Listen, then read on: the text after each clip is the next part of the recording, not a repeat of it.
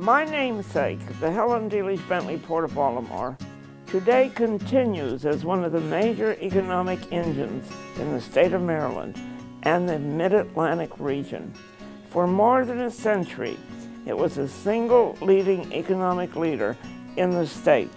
So in the 1950s, I created and hosted a Sunday afternoon television program titled The Port That Built a City and State, which ran for 15 years. Many of those productions featured the Association of Maryland Pilots. What a fascinating profession. I remember climbing the Jacob's Ladder with the ships underway and transiting the bay with a pilot. As a newspaper editor and TV producer, a former congresswoman, former chair of the Federal Maritime Commission, and now a Port of Baltimore consultant.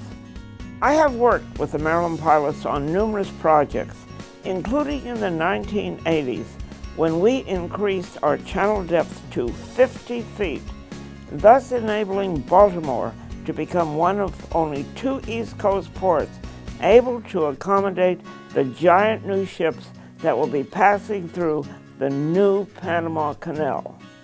The pilots are professional, freely offering expertise and knowledge to many port-related projects and participating in scores of civic and maritime projects.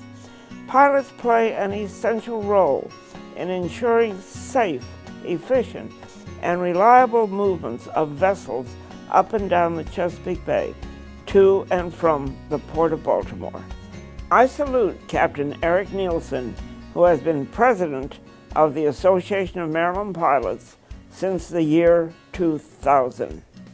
Since colonial times, pilots have been active on the Chesapeake Bay, providing navigational services to ships, enabling them to avoid the treacherous shoals at the mouth of the Chesapeake Bay and the underwater hazards throughout the bay.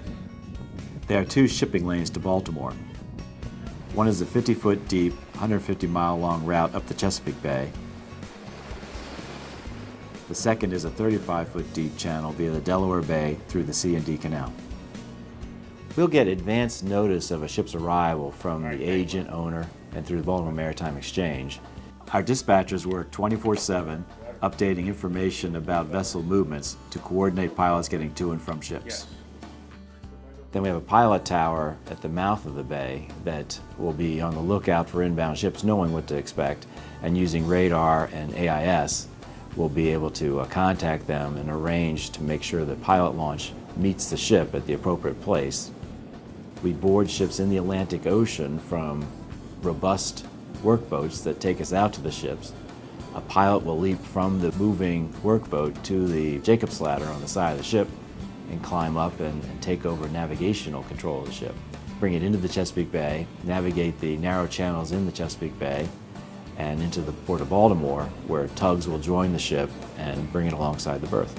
We have about 2,000 arrivals to the Chesapeake Bay every year, and of course 2,000 departures, and we have about 1,000 ships that are shifting within the harbor. All right, just stop and hold. Okay, get ready in position. All right, back one go. Back one. Altogether, we do about 5,000 ships a year. Navigation mark third. The State Board of Pilots selects, trains, and licenses pilots. Pilot applicants are generally senior officers who have been going to sea for 10 to 20 years.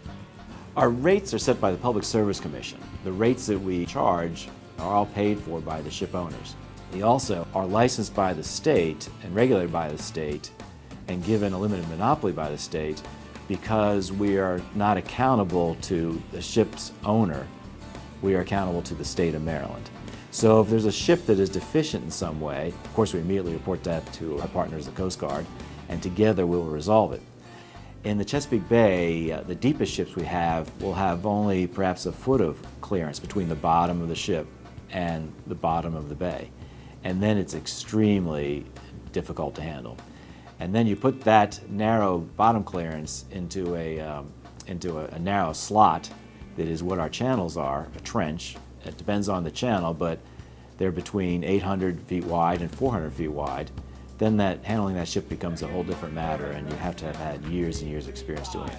Center rudder setting course 335. I, counting off some of my rudder is left 15 degrees, coming course 335. In the course of fulfilling their primary navigational responsibilities, the Maryland pilots have been ambassadors for the citizens of Maryland since the early 1600s, each year welcoming thousands of ships and tens of thousands of foreign seafarers to the Helen D. Leach Bentley Port of Baltimore.